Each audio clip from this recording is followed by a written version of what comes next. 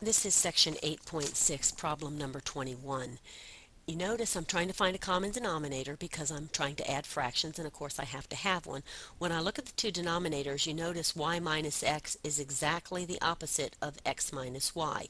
And the way we handle that is to multiply one of them by -1 or factor -1 out. So if I multiply this or factor out here a -1, now this becomes -y plus x. I factored out a -1. So now that becomes x minus y.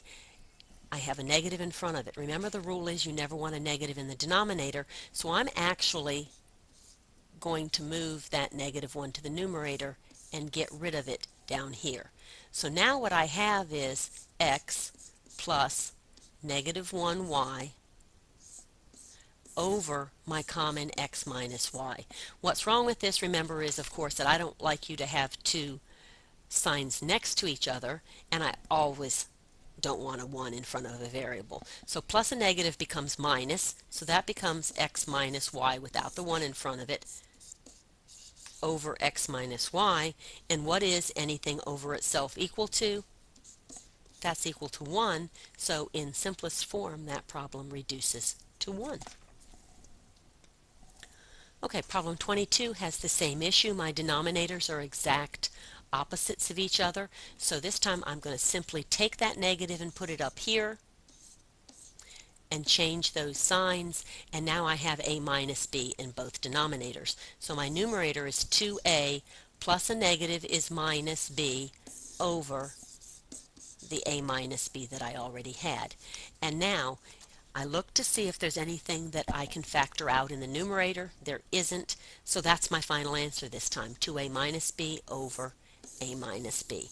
Remember, anytime you have exact opposites like the a minus b and the original b minus a I had, you can always factor a -1 out and then move it to the numerator. If you had a plus sign between the two, it becomes subtraction. If you had a minus sign between the two fractions, it becomes an addition, and I don't have that negative sitting in my denominator where I don't want it to be. Number 23 is called a complex fraction. A complex fraction means you have a fraction over top of another fraction. And what you want to do for those is rewrite the complex fraction as a division problem and then get the divisor to be just one fraction, get the dividend to be one fraction, factor, flip, and multiply. So let's look and see what that means. First thing I'm going to do here is say that's 3a over b divided by 6ac over b squared. Now I want to flip the second one because that's what we do when we're dividing fractions. So I have 3a over b times b squared over 6ac. So now the instructions say get it all to be one fraction, but I can actually cancel top and bottom like this without turning it all into one fraction first. But when we get to more complicated ones, you'll see where we need to do this. So I'm just going to cancel what's alike top and bottom. That a cancels with that a. 3 divides into 6 2 times. B divides into b squared 1 time, so there's just one b left there. And so my numerator is b over 2c. And that's my final answer, b over 2c. Much simpler than that original complex fraction that I started with. 24 is the same kind of problem. I have a fraction over a fraction, so I'm going to rewrite that as 2x divided by y squared divided by the fraction 6xz divided by y. So the first thing I'm going to do now is flip the second one so that it's y over 6xz multiplied now by the 2x over y squared. Remember, we always flip the second one, not the first one. So now I'm going to look for what's alike that I can cancel, and I have an x in common. 2 goes into 6 3 times. Y goes into y squared 1 time, so I still have y left, and what I'm left with for my answer is nothing on the top and a 3y z on the bottom. So remember, if you eliminate everything in your numerator, you have to have a 1 placeholder to keep it a fraction.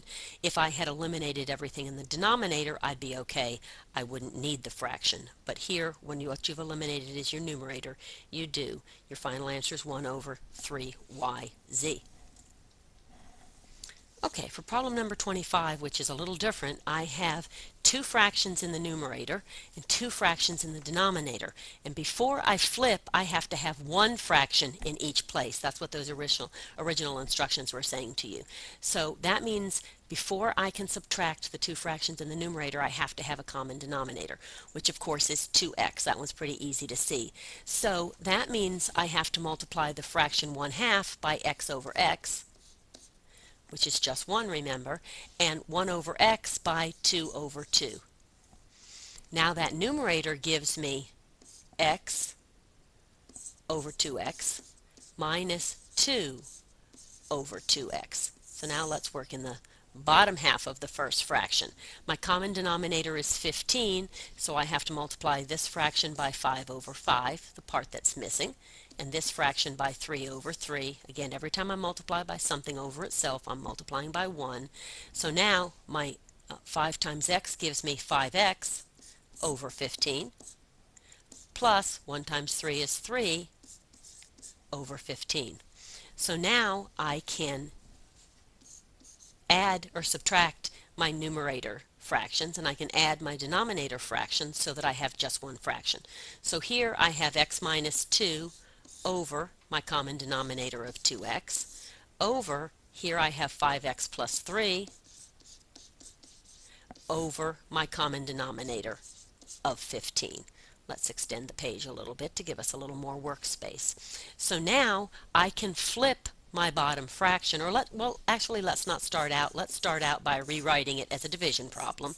So that gives me divided by 5x plus 3 over 15. Now I want to flip the second one, which gives me x minus 2 over 2x times 15 over 5x plus 3 .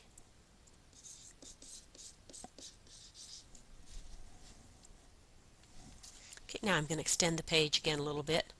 And now I have in my numerator 15 times the quantity x minus 2.